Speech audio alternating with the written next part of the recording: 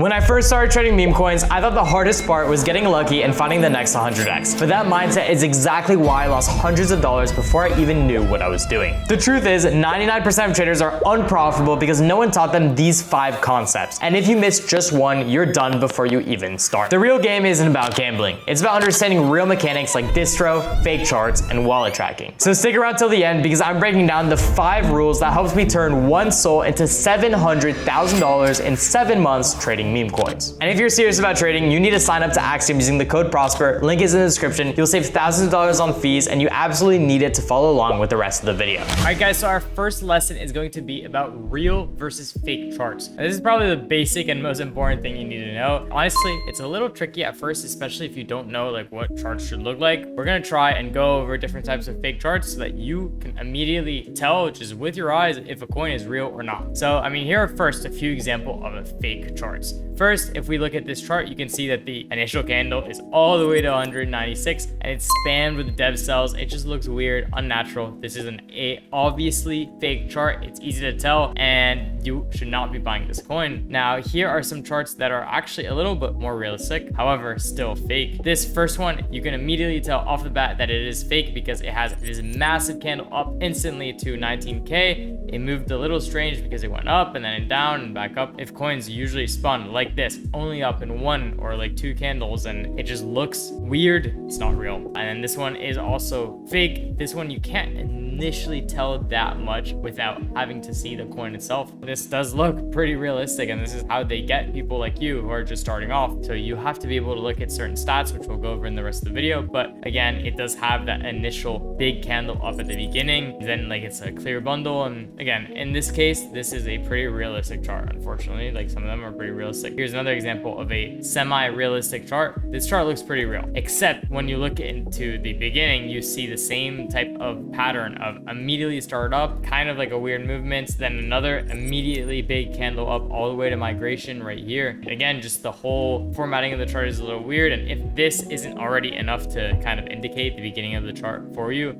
you should also look at this and the way that it's moving. You can see that the candles are very volatile in like a really unnatural way. And then you can also see in this case of this chart, the beginning of the chart, the purchases are way off. It's like a 6 souls, 4.29 soul sniper, 1.4.7 soul sniper. And so it immediately got sniped up to 25K. And then you can also just see most of the times the narrative just isn't that good. So these are just commonly fake example charts. Now let's actually get on the scope and see if we can find some of these. Let's look at Grokpedia, for example. This is the logo of Elon Musk's new product. It's an account that he made for it. It went pretty famous today, and there were a few coins that came out for it. This is a fake chart. One immediate way you can tell, again, is the beginning. If the buys look something like this, the initial buys are super high. There's no sell. It immediately spawns super high at 24K, and just the beginning of the chart looks like this. It's already a really big red flag because the coin shouldn't spawn in 1 candle upwards and then just move in slowly up, clip, slowly up. It's like triangles almost. Like it just doesn't look real. It doesn't look natural. And then another huge candle from 50 to 150K in 1 candle is unrealistic. This tends to be money laundering. Here are other ways you can find out that this is fake. Well, first you can just go to the holders, and all of these wallets are fresh. It's a little suspect that all of these are fresh wallets and none of them have sold. A little strange, and again, just the way that it's moving, it's fake. Yeah, you might say, oh, it might go up, I could make money on it. You can't. The whole point is that it's rigged. If you buy, they'll send it down. If you sell, they'll send it up. No matter what, they make money, and at any point, they'll just rug it and it'll go straight to zero. So you should not buy these types of charts. Here's a surefire way to tell if real coins are real or not. An easy way is just wallets. If you are tracking enough wallets, one wallet is probably going to be in almost every coin. Like virtually all coins have at least one tracked wallet in it. And so let's look at it like NNN as an example, 400 holders. Look at this. Immediately, coins have these tracked wallets. Cap, Blixie, Farcoin Dev, Jack Duval, Cupsy. All of these people are in the coin, and you can immediately tell that it's a real coin because real people are buying it. That's super easy. It just looks so different. And even if you go to the beginning of the chart, let's look at the buys and the sells. Yes, it kind of spawned a little high at 11K. That's fine. I mean, like, that's just people finding the coin and buying it. It had a 6.3 sold bid at the beginning. You see 2 1.5 sold buys, 1 2 sold buy, 1 tracked wallet buy, another 2 sold buy. Immediately off the bat, you're seeing buys and sells that are natural. And if we go to the holders, some of them have sold a little bit, some of them haven't sold at all. They're all up different amounts, have very different percentages. Supply of the coin is all different, and we're going to get into holder distribution. If we go to the top traders, you see people that entered in really early and sold. They're almost full out. They have 0% left of the coin. That means that people bought this, sold it for a profit, and moved on. That usually happens for every single coin. If these top holders don't look like this, if you're not seeing Cupsy at the top, sometimes you can see that the coin is fake. One way that you can get rid of more fake coins is by using our filters. So you can go to our Discord, discord.gg/solmafia,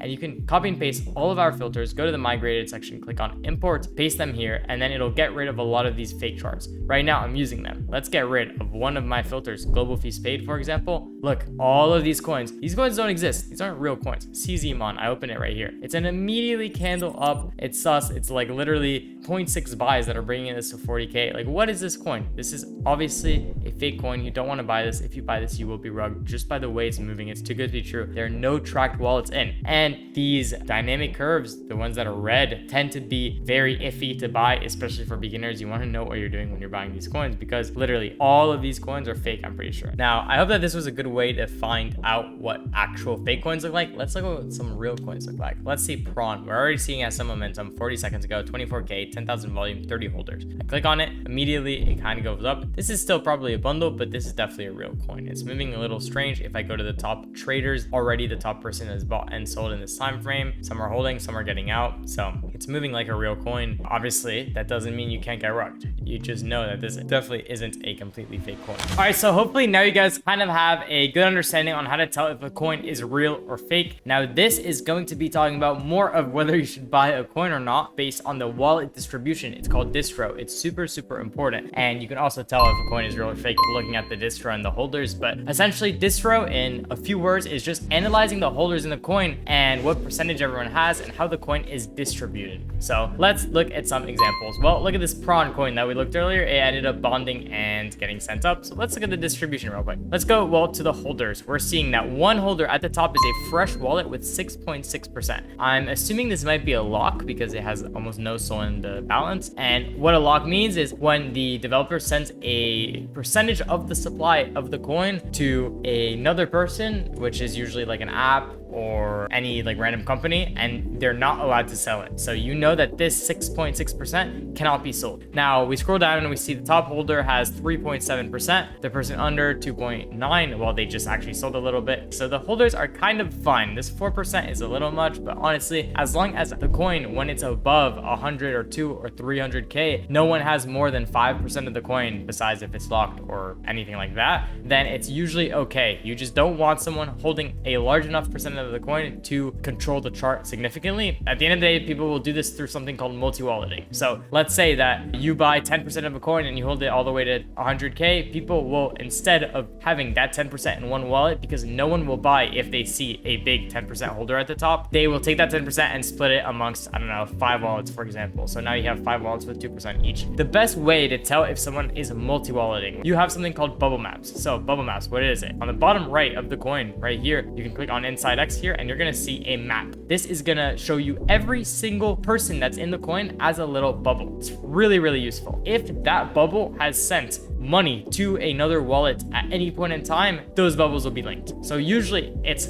an indicator that it could be the same person. It could also be friends, for example. Like I've sent, I don't know, my friend West some SOL for whatever reason. So now every single time I buy a coin, people look at the bubble maps and they see that me and West are connected. So they think that it's me sometimes, or smart people know that we're different people. Anyways, the whole idea is that you can use bubble maps to kind of assess who has a majority supply of the coin, if anyone. And if they do, you can kind of adjust your risk tolerance, and you should not buy a coin because of the supply distribution, but you should keep that in mind because it'll explain how coins move. For example, this distribution is actually really clean. You have a bunch of little small wallets. If you click right here on the right of the bubble map, you can see clusters. So you have one cluster of 4%, one cluster of 1.6%, and one cluster of 1.3%. The rest of the wallets are completely individual, and that's usually fine. None of these clusters are too much. And then you can even take it one step further and start analyzing who owns what percent of the coin. So let's look at an example in this X402, for example. We can look at the top holder, and this guy has 3% of the coin, sold $5,000, bought $30,000 at 500K. Let's look at who this guy is. Who buys $30,000 at 500K? I can click on his wallet and I can see his P&L. You can see he bought it 5 hours ago. So he had some sort of thesis as to why this would randomly candle now, some sort of idea, and obviously it paid off. He's up 289 SOL. In fact,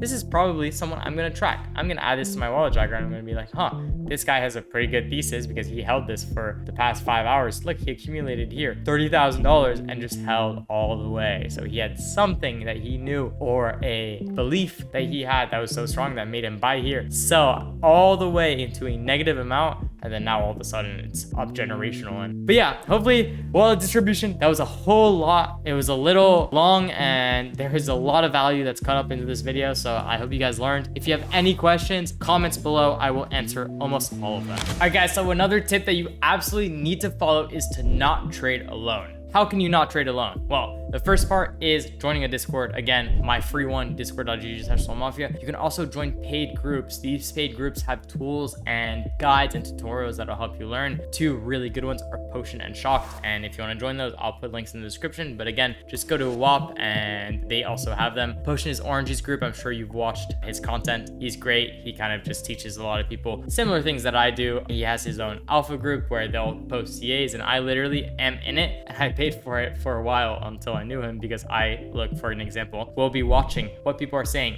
call outs that they're making. They're going to be posting CAs. They're going to give their opinions on coins. So Potion is a great group. Another one is Shocked. Shocked is like JS's group, and they do the same thing. It's just a group of people. It's a community who trade and they talk and they give each other advice. They give each other comms on what coins are, what they think about coins in the moment. They have VCs, and you can just make friends and not trade alone. It's just exponentially better. Now, Twitch streaming. And honestly, I do both. I'm in chats with my friends, also listening to Twitch streams at the same time, or streaming myself. But I'll stream, for example, every single day of the week and show exactly all of my trades. Here, look, we did an 8-hour stream today. Literally made only $2,600. Okay, $2,600 is decent for 8 hours or for one day for like a normal person. But for me, I was pretty dissatisfied with the performance. But you see every single trade that I took on the stream, I do it live and I'm interacting with you guys. You guys are asking me questions. I'm having fun. I'm with my friends. There are so many other crypto streamers. Literally just go to the browse section on Twitch, go to crypto, and you're gonna see some of the best streamers at top. So look, Shero, for example, he's a great EU streamer, handsome little guy. Look at that. He's